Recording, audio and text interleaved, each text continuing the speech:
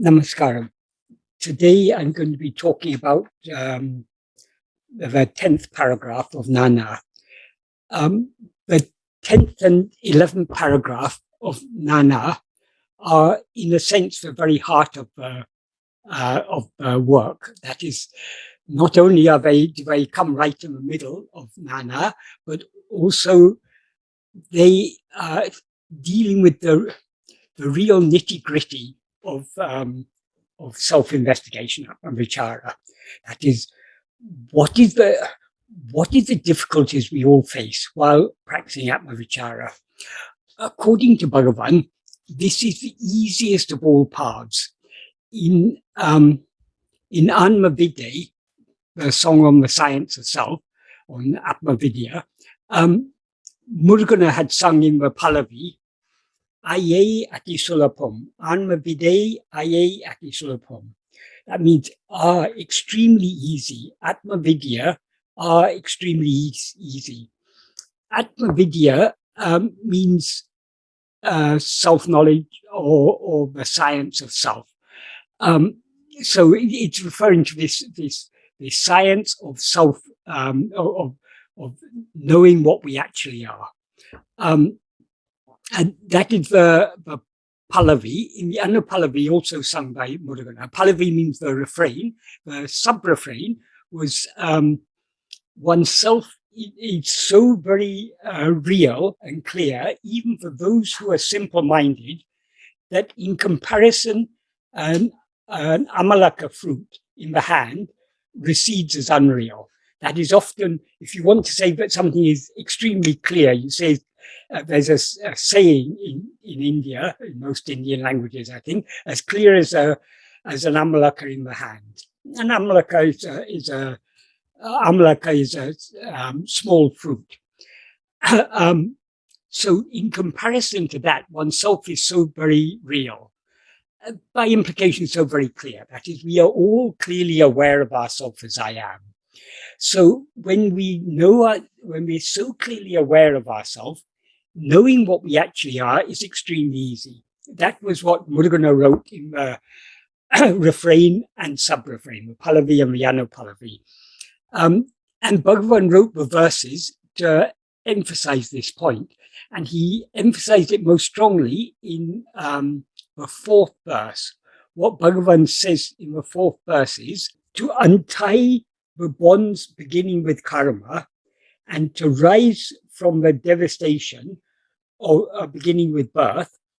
In other words, to escape from bondage, to escape from samsara, more than whatever other path, this path of Atma-vichara is exceedingly easy. He doesn't say Atma-vichara, but when he says this path, he's referring to a path of Atma-vichara. So he says more than any other path, this path is exceedingly easy. Mikku alidu. And then in the second sentence, he says, when one just is resting without even the least action of mind, speech, or body, in one's heart, the light of self will shine forth.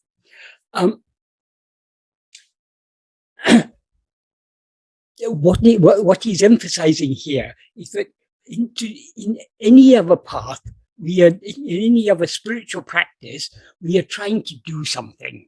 Whereas in the path of self-investigation, we are not doing, but just being. How do we just be? That is, we always are.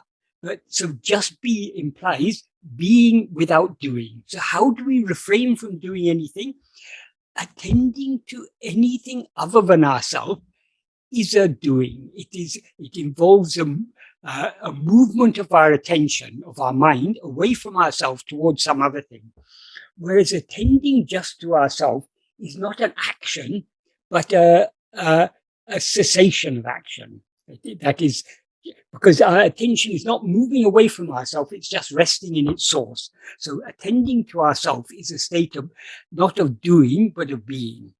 So what Bhagavan said, so what Bhagavan implies here, when all that we have to do is not do anything but just be, without the least action of mind, speech, or body, we achieve that state of freedom from action of mind, speech, and body by clinging firmly to self-attentiveness. Thereby we remain as we actually are. So this is the easiest of all paths. So this is the conclusion of Bhagavan. Bhagavan is asserting here that the easiest of all paths is this path of self-investigation. But anyone who has tried to follow this path, unless we are exceedingly mature souls, we all find difficulty. What is the difficulty we find when practicing? Bhagavan can't be wrong. Bhagavan is right when he says this is the easiest path, but to us it seems difficult. Why does it seem difficult? In order to understand why it seems difficult, we need to understand the nature of ego. That is when we rise as ego, our nature of just being becomes a nature of doing and a nature of grasping. In verse 25 of Aḷavaṭṭṛaṇavāy-k, Bhagavan describes ego as a formless phantom. It's formless because it's got no form of its own. It's a phantom because it's got no substance of its own. Because it borrows its form from the body that it identifies as itself, and it borrows its substance from Satchit, mere being. That Satchit means pure being, pure awareness, or awareness of, that is our fundamental awareness of our own existence. I am, that is Satchit. So ego borrows its existence and awareness, in other words, its substance from Satchit, and it borrows the form of a body. But it itself is a formless phantom. And then Bhagavan describes the nature of this formless phantom. Urupatri-undam, grasping form, it comes into existence. Urupatri-nikam, grasping form, it stands. Urupatri-undu mika-ongum, grasping and feeding on forms, it flourishes abundantly. Uruvittu urupatram, leaving form, it grasps form. Tedinal otum pidicum, if sought, it takes flight. That is the nature of ego. Is all. That is, when we rise as ego, our nature becomes grasping. We're always grasping something other than ourselves. That is what Bhagavan means here by form. He's not just talking about physical form. Any phenomenon, any object is a form. That is, anything that has any distinguishing features, anything that is viṣaya, that can be distinguished from any other thing, whether it's a physical object or a mental object, all are forms. And they are all other than ourselves, because we as ego, ego in itself is formless, but it cannot rise, stand, or flourish without grasping form. So it's always grasping things other than itself. This is the nature of ego. So, and ego cannot survive without grasping other things. The nature of the ego is to have always have inclination to grasp things other than itself. That inclination to grasp things other than ourselves is what is called viṣaya-vāsaṇās. Viṣaya means any object or phenomenon. So it's what Bhagavan referred to in verse 25 as uru, as form. So anything other than ourselves, any object, any phenomenon, anything that appears and disappears is a viṣaya. And vasana means an inclination. So our inclination to attend to, be aware of, and to experience viṣayas, anything other than ourselves, are called viṣaya-vāsaṇās. And because ego cannot survive without grasping form, our viṣaya-vāsaṇās are very strong. We've cultivated from time immemorial, we have cultivated very strong vasanas, very strong inclination to attend to other things. So when we try to turn our attention back to face ourselves, we are unwilling to let go of other things. So, and when we try to hold on to ourselves, that is, viṣaya-vāsaṇās are always rising. We are always experience inclination to cling, to hold on to this or to hold on to that, to experience this or experience that. So the viṣaya-vāsanas are constantly rising. So even when we're trying to hold on to self-attentiveness, still those inclinations are rising. And this is what makes it seem to us that makes self-investigation seem to be difficult, because in order to investigate ourselves, all we have to do is to be self-attentive, to attend to nothing other than ourselves. But in order to attend to nothing other than ourselves, we need to let go of everything else.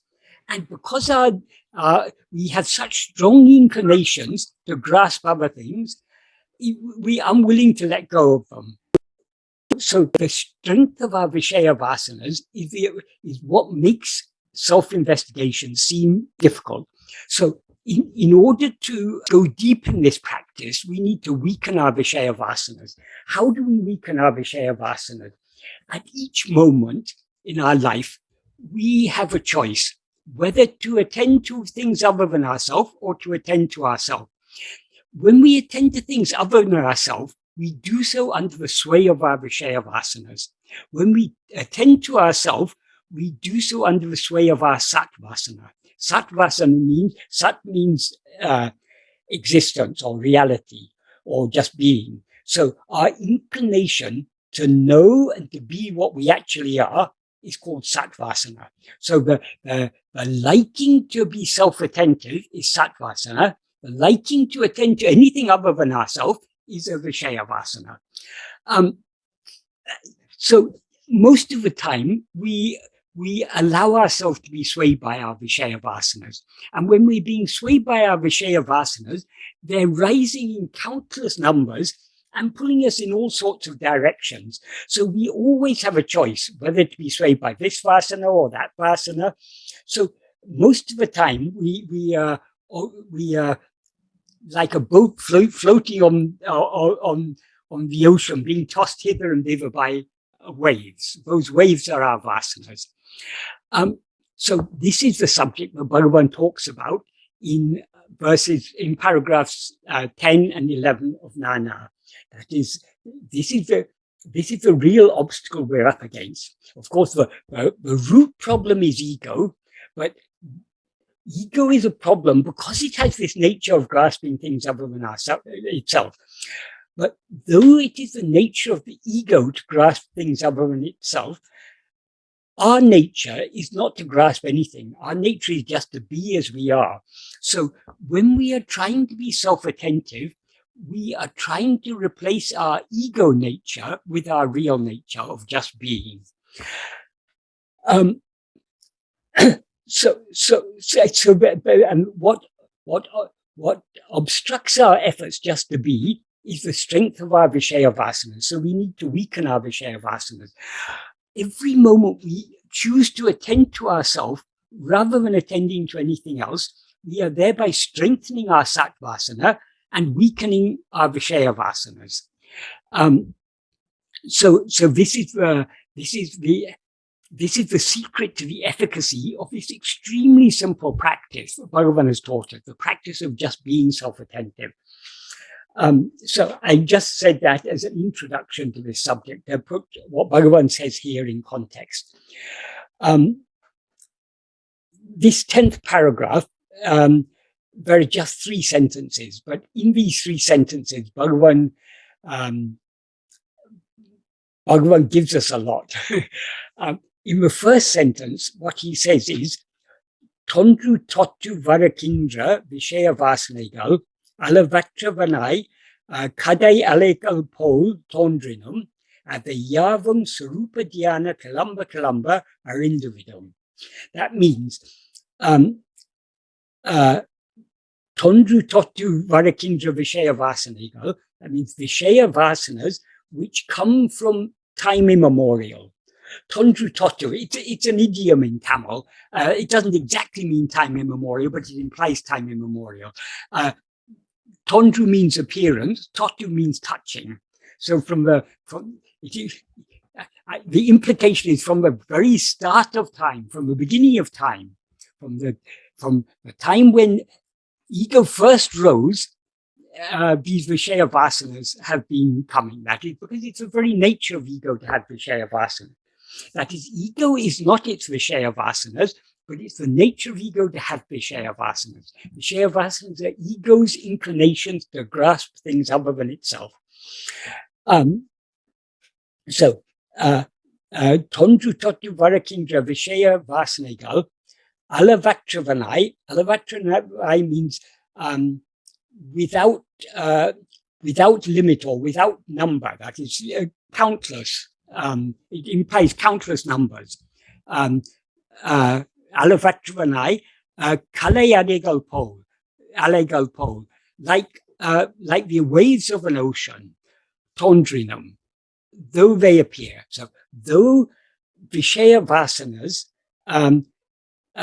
which come from time immemorial, rise in countless numbers like ocean waves, avai-yāvum, sorūpa-dhyāṉam, kiḷamba-k, aṛindu-viḍum. They will all be destroyed when svarūpa-dhyāna increases and increases. Svarūpa-dhyāna, svarūpa means our real nature, our own real nature. That's that fundamental awareness I am. Dhyana means meditation or attention. So attention to our real nature, attention to I am, or self-attentiveness, that is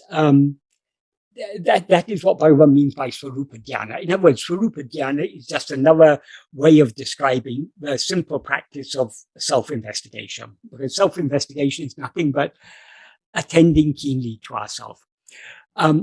So he said, sorūpa-dhyāna kiḷamba-k, that means when it increases and increases.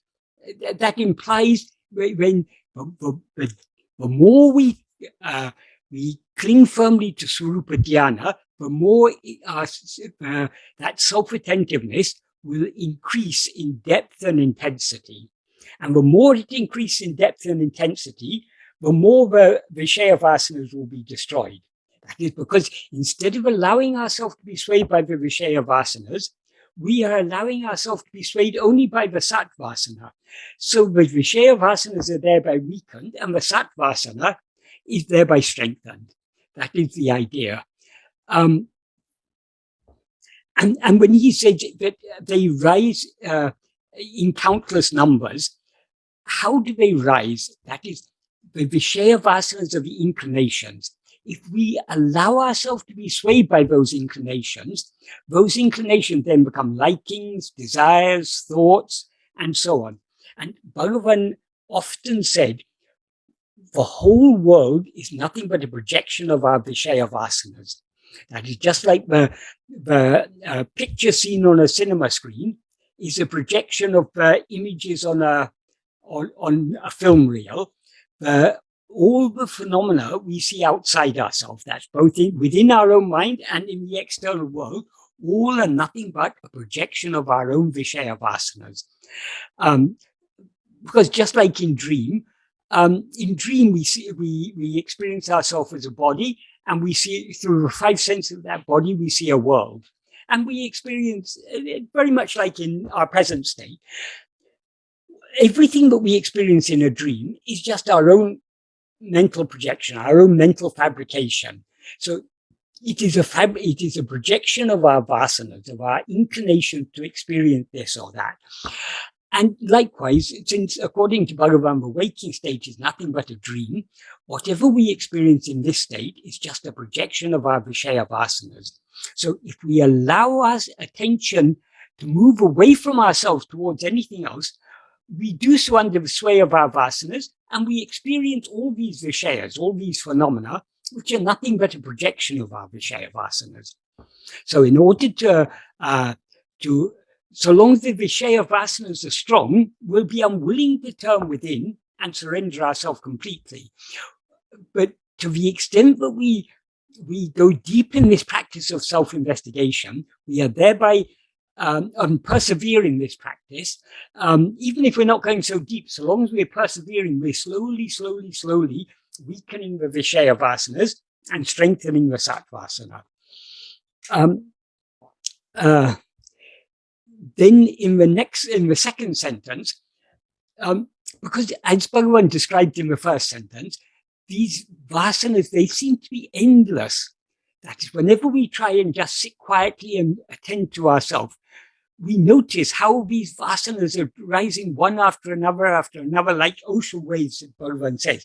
It is not only when we're trying to be self-attentive that they rise, they're rising throughout the waking or dream states. That is, as soon as we rise as ego, we experience so many inclinations to attend to this or to attend to that. So viṣaya-vāsanas are always rising. And these viṣaya-vāsanas are the seeds that give rise to likes, dislikes, desires, attachments, thoughts, and all phenomena, everything we experience, they're all nothing but a sprouting of our viṣaya-vāsanas. So when the viṣaya-vāsanas are so much, is it possible for us to destroy all of them and remain a svarūpa? That question may arise in the minds of many people. So Bhagavan says in the next sentence, he answers that question. Atma-vichara odungi sorūpa-dhyāṇamai mudiyama ennum sandeha ninivaku idum kodamal sorūpa-dhyāṇate vidā-pidiyai-pidikavendam. What that means is, first he expresses the doubt that may arise in our mind. Atma-vichara odungi sorūpa-dhyāṇamai mudiyama. What that means literally is, so many vasanas ceasing or being dissolved. In other words, putting an end to so many vasanas. Is it sorūpa-dhyāṇamai mudiyama? Is it possible to just be as Svarūpa, to be as one, to be as we actually are, to be as our real nature? That Bhagavan is describing the doubt that may arise in the mind of any of us, and he he describes that as a sandeha ninivaku, a doubting thought. So he says, not giving even the slightest room to such doubting thoughts, it's necessary to cling tenaciously to sorūpa-dhyāna. The main clause of this sentence, sorūpa-dhyāṇate vidā-pidiyai-pidikavendam, it is, this is what I've translated as, it's necessary to cling tenaciously to self-attentiveness. The term that I've translated as tenaciously is vidā-pidiyai, and cling is pidika. It's necessary to cling tenaciously. Vidā-pidiyai, vidā means not leaving. Pidiyai means clingingly. So it literally means it's necessary to cling clingingly without leaving. In other words, it's a very emphatic and expressive way of expressing how firmly we must cling to self-attentiveness. That is, if we allow ourselves to think, oh, how can I ever overcome all these vasanas? My vasanas are so strong. How can I ever, how many times I try to turn my attention to myself, it keeps on jumping out again. So what am I to do? This seems to be hopeless. Rather than thinking like that, all we need to do is to cling tenaciously to self-attentiveness. Yes, of course, our attention, we will fail time and time again. That is, every time we try to cling to self-attentiveness, we may cling for a few moments, and again our attention will go outwards. Again, that is, our inclination to attend to other things will get the better of us, and we will allow ourselves to be swayed by it, in other words. So that is, whenever we are aware of anything other than ourselves, it's only because we've been swayed by a viṣaya-vāsaṇa, because we cannot be aware of anything other than ourselves without attending to it. And we attend to it under the sway of our viṣaya-vāsanas. That is, we attend to things only because we're inclined to attend to them. So our inclination to attend to other things is a viṣaya-vāsaṇa. So long as we're attending to anything other than ourselves, we are doing so under the sway of our viṣaya-vāsanas.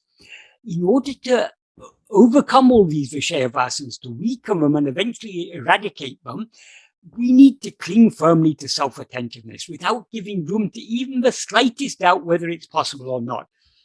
Indirectly, Bhagavan is giving us an assurance here, but he doesn't directly answer the question, the doubt, but he's implying that if we cling tenaciously to self-attentiveness, we will certainly be able to, as he said in the previous sentence, all these vasanas, they will be destroyed when our sorūpa-dhyāna, our self-attentiveness, increases and increases. So what he says here is, don't give room to any doubt about whether it's possible or not, and don't be disheartened by it, however many times you may seem to fail. Just persevere in trying to cling tenaciously to self-attentiveness. If you do so, you will certainly succeed. So it's an indirect assurance Bhagavan gives us in this sentence. He gives us the same assurance in a still more direct way in the third and last sentence of this paragraph.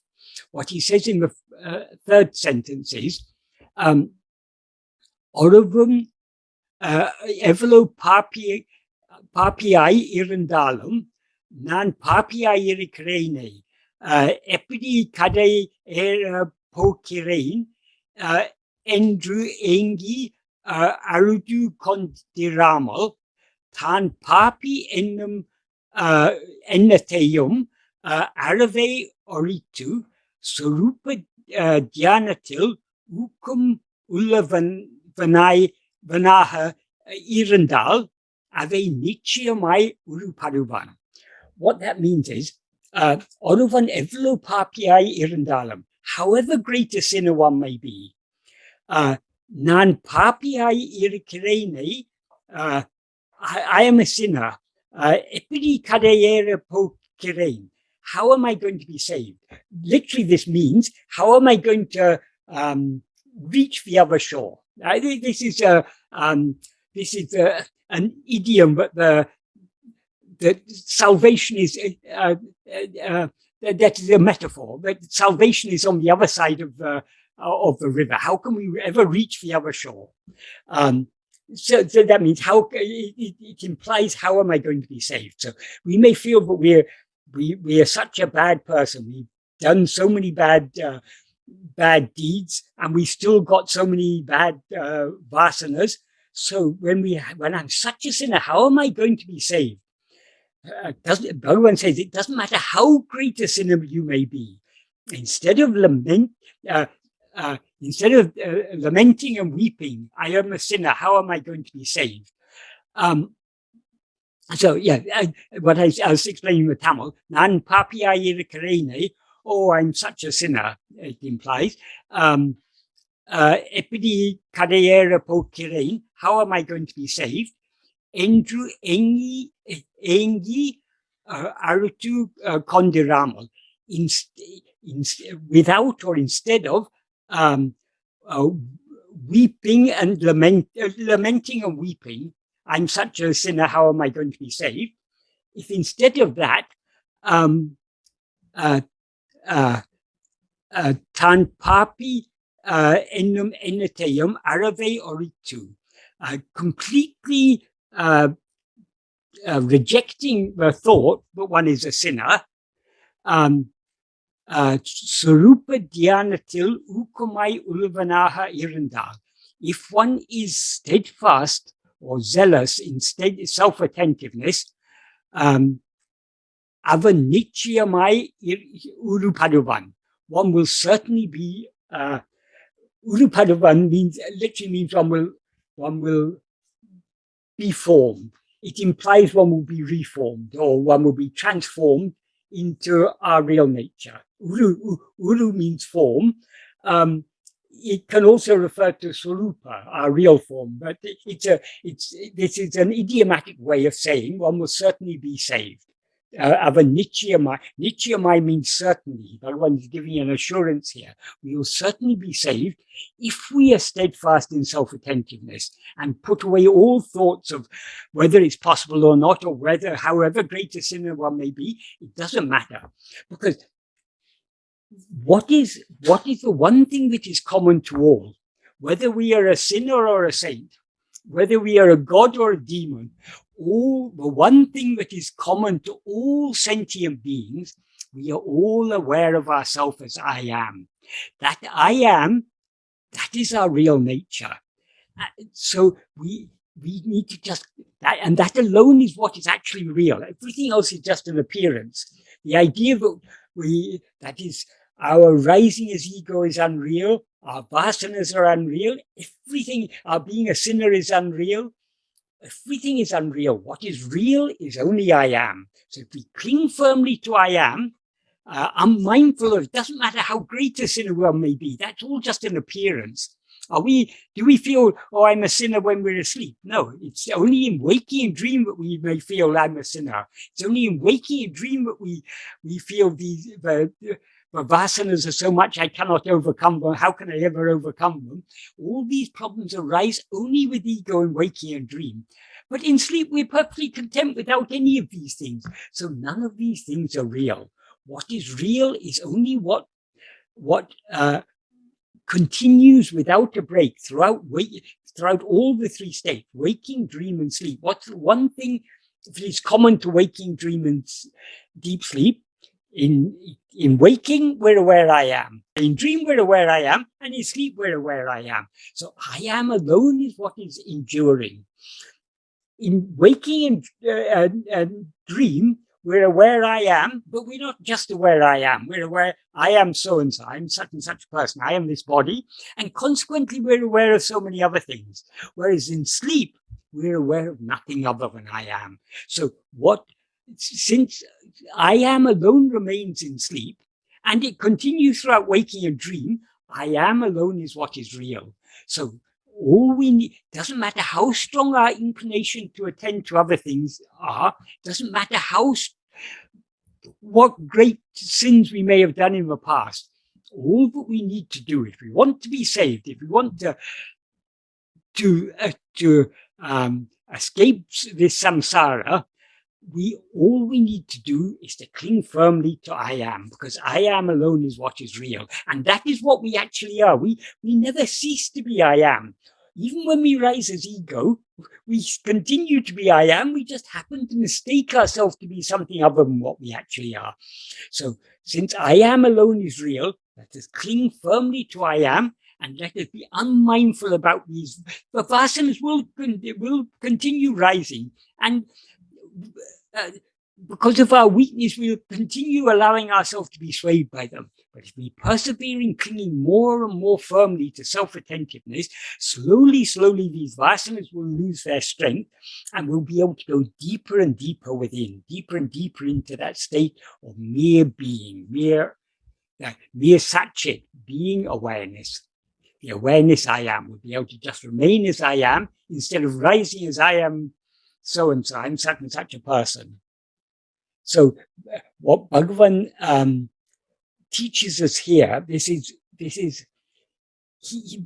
Bhagavan is acknowledging here the problem that we're all up against, but he says, don't worry about this problem. Just persevere in sorūpa-dhyāna, in clinging firmly to sorūpa-dhyāna, in other words, being self-attentive or practicing Atma-vichara. If we persevere in this practice, we will certainly be saved, he assures us. And then in the next paragraph, he goes on to say more about viṣaya-vāsanas, but I'll keep that for next time. But this is this is the only problem we're up against. That is, the problem doesn't lie outside. In the 6th paragraph, Bhagavan said, when talking about the practice, Pira enangal erandal, avatrei puti panavataku etanayamal, avai-yāraku undayena aṟindu-vichara kavendam. If other thoughts rise without trying to complete them, in other words, without allowing ourselves to follow that thought, avai-yāraku undayena, to whom have they appeared? To whom have they arisen? aṟindu-vichara kavendam. It's necessary to investigate to whom they've appeared. In other words, it doesn't matter when other thoughts appear, all we have to do is turn our attention back towards ourselves, the one to whom they appear.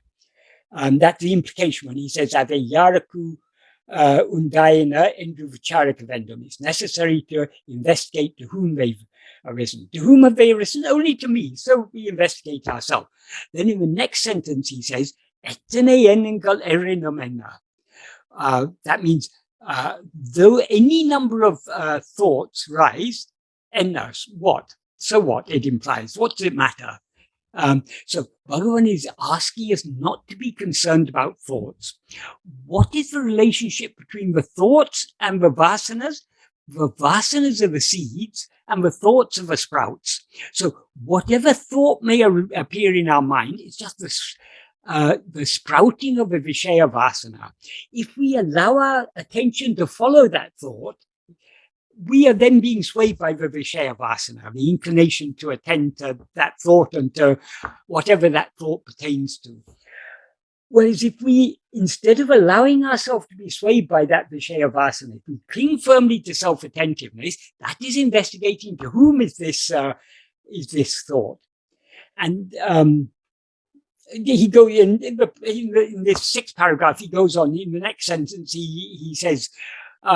He goes on to say, Jagratayai, vigilantly, varugiṉṭṛam kiļambam pode, vigilantly, as and when each thought appears, idu yaraku undayetru, endru, vicharital, enakendru toṉḍṛum. If one investigates to whom it has appeared, to whom it has arisen, it will be clear to me. And then he goes on to say, by investigating, or if one investigates who am I, that means that is investigating to whom is the thought, is turning our attention away from the thought back towards ourselves, the one to whom it appears. Investigating who am I means holding on to. It's not investigating to whom and investigating who am I are not two different things, but the investigating to whom signifies the turning of our attention back to ourselves.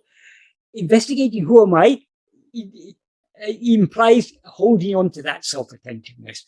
So if we investigate who am I, the mind will return to its birthplace. Manam tan pirapiditaku kiļamba-k. The mind will return to its birthplace. Its birthplace means its source, the place from which it rose. From where does the mind rise? Only from ourself, only from svarūpa, from our real nature, from what we actually are. So by clinging to self-attentiveness, or the mind will turn back, it will return to its source. Aṛindu-viḍum aḍangi-viḍum. The thought that rose will subside. That is, thoughts cannot stand without our attending to them. That is, where do thoughts appear? They appear only in our awareness, in our attention. If we refrain from attending to a thought, it will subside and disappear because there's no one to. It cannot appear except in our awareness. So if we don't attend to it, it cannot appear. And then he says, "Ipidi paraka paraka manataku tan pirapiditil tangi nikam shakti adhikari kindridu." If we when we practice in this way, for the mind, the strength to abide firmly in its birthplace, in its source, will increase. So what he's saying here in the sixth paragraph is very similar to what he's saying in the 10th and 11th paragraph. But it doesn't matter how many thoughts arise.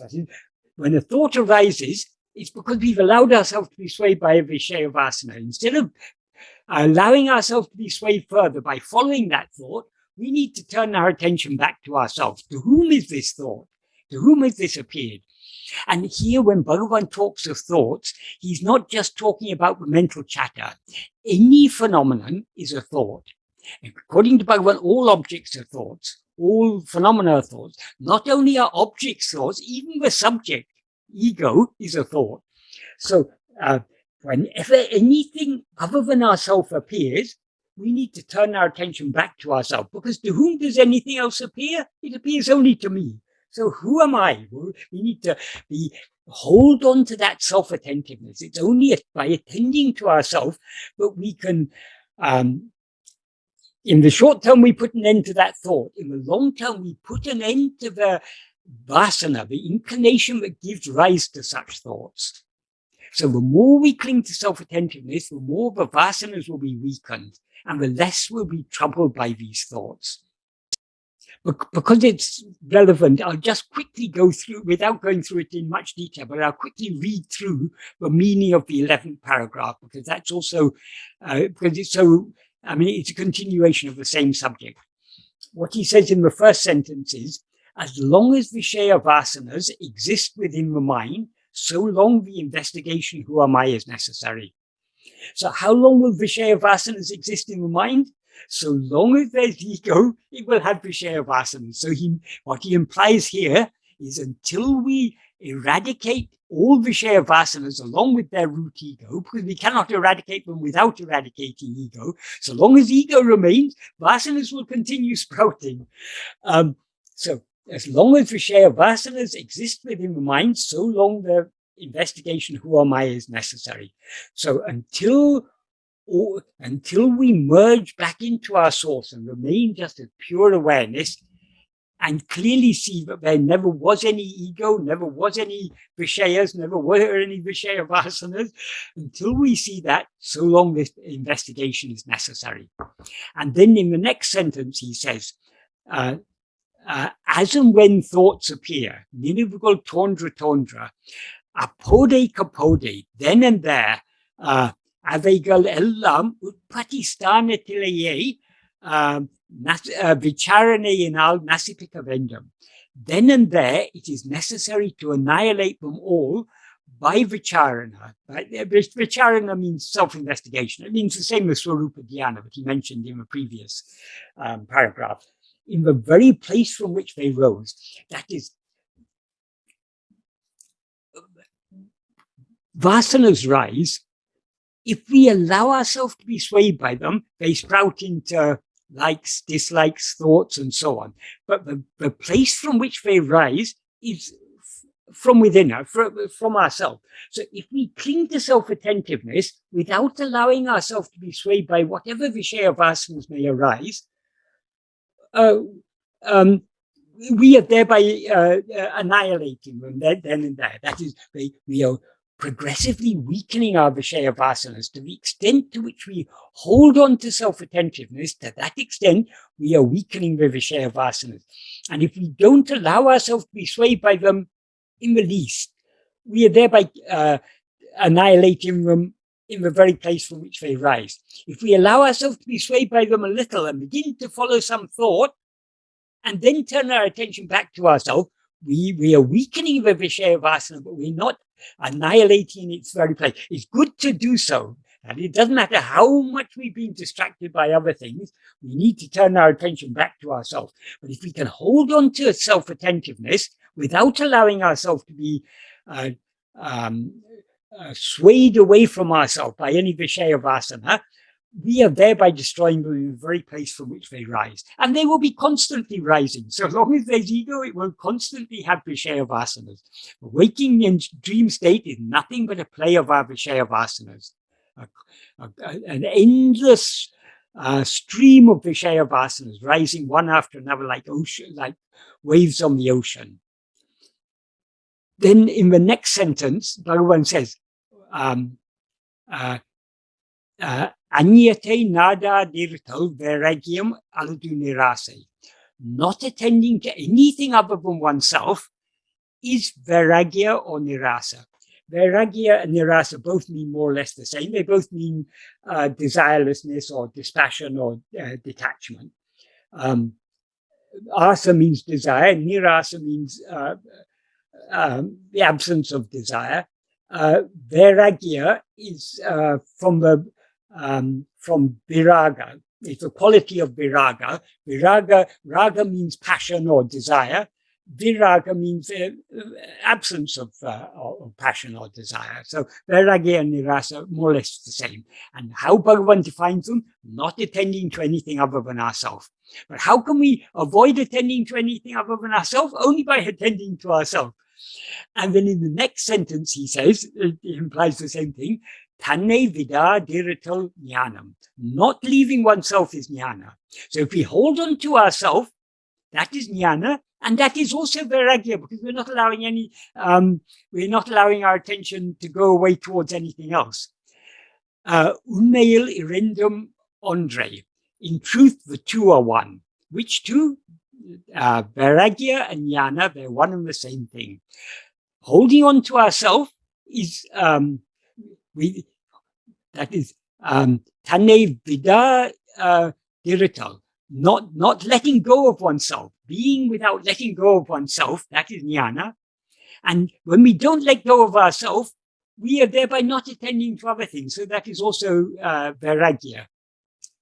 And then he gives one of his very well-known analogies.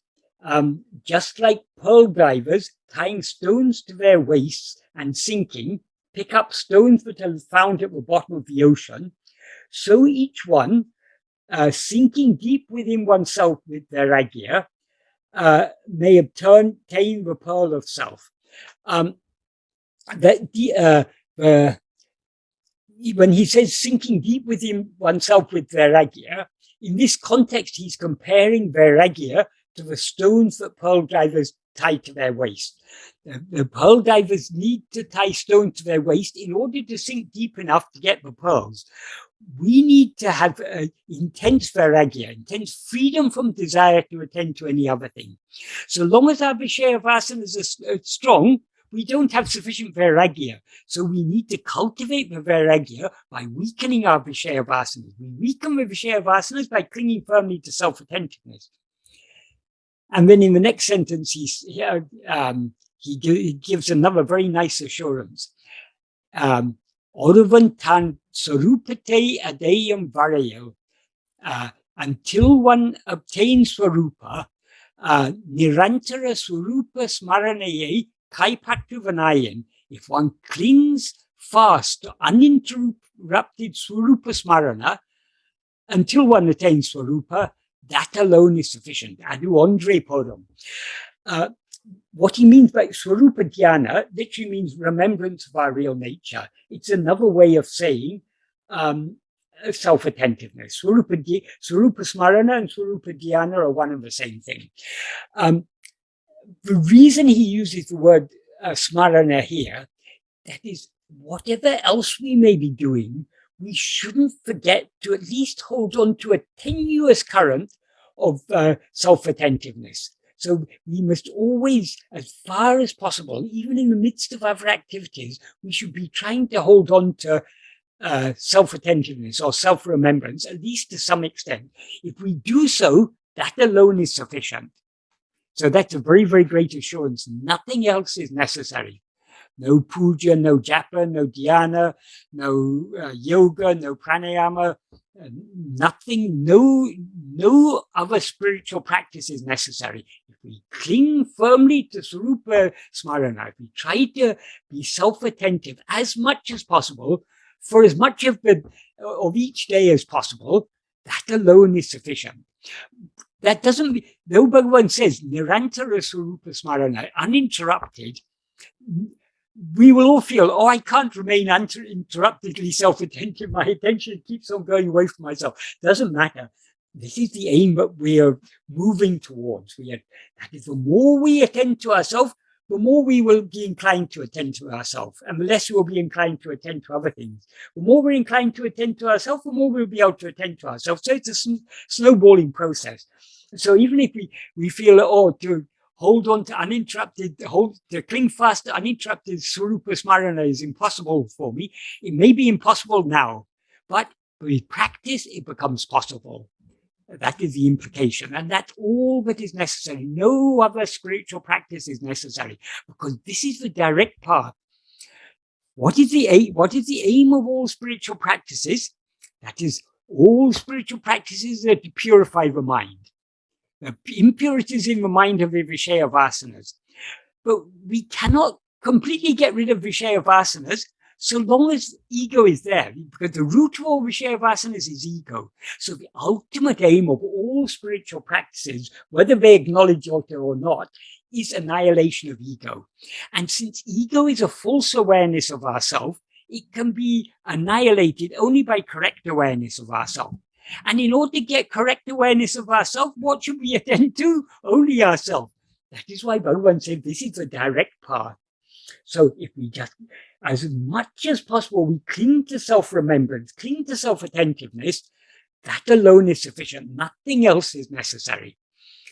And then in the final two sentences of this paragraph, he uses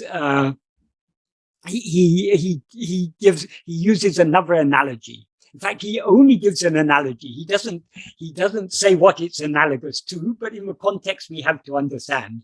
What he says is, in the next two sentences, so long as enemies are within the fortress, they will be continually coming out from it. If one is continuously cutting down all of them, as and when they come, the fortress will be captured. That's all he says in those two sentences. So what are we to make of this? This isn't a manual of warfare. Well, it is a manual of warfare, but a warfare of a different type. The enemies within the fortress are ego, and its army of viṣaya-vāsaṇās. That's ego is like a commander-in-chief, and viṣaya-vāsaṇās are like its army. The fortress in which they're residing is our heart. That is, they have entered and captured our heart.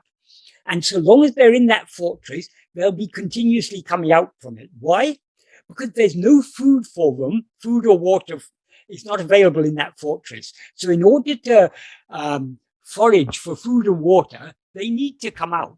So if you besiege them by being keenly self-attentive, they will keep, that is, if we're not besieging them, if we're attending to our day-to-day activities, are mindful of the spiritual path, they'll be coming out freely. But if we cling to self-attentiveness, we are thereby besieging the fortress, and they will continue coming out because they have to come out for for food and water, because they can't. There's no food and water for them. What is the food and water that they require? They require our attention. That is, when a viṣaya-vāsaṇa rises, if we attend to the viṣaya, the object to which that viṣaya-vāsaṇa is inclining us, we are thereby feeding that viṣaya-vāsaṇa. So by attending to anything other than ourselves, we are feeding and nourishing our viṣaya-vāsaṇās. So by clinging to self-attentiveness, we are depriving them of the food and water that they need. And that is how we cut them down, just by clinging to self-attentiveness.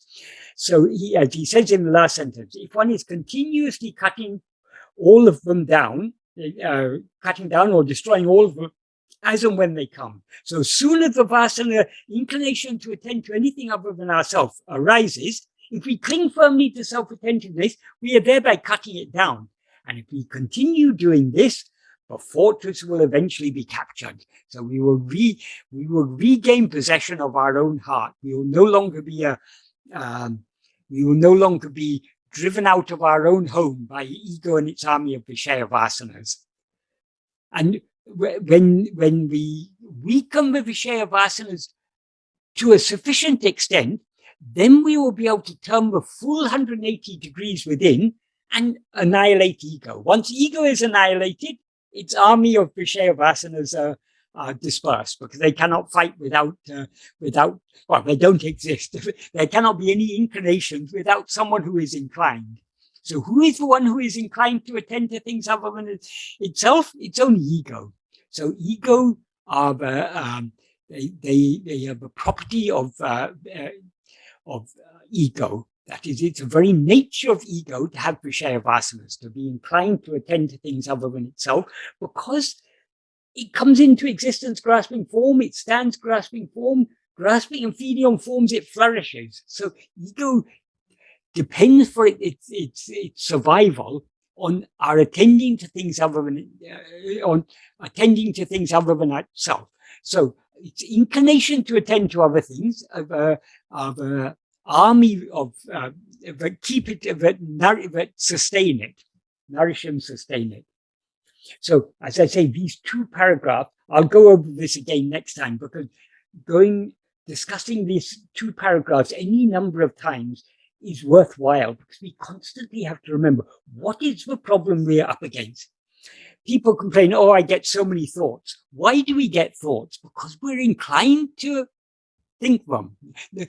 People think thoughts just pop up of their own accord. We've got nothing to do with it. But whatever thought appears in our mind, it is nothing but the sprouting of our viṣaya-vāsaṇa.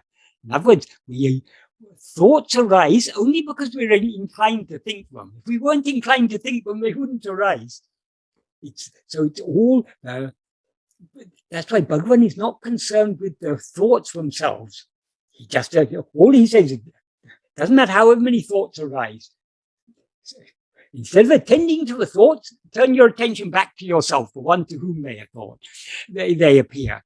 The problem is not the thoughts per se, it's the vasanas that give rise to those thoughts. And in order to destroy those vasanas, we simply need to cling to self-attentiveness. If we cling to self-attentiveness, the vasanas will try to sprout, but they cannot sprout without allowing our attention away from ourselves. If we don't allow our attention away from ourselves, we are thereby cutting them down as and when they come.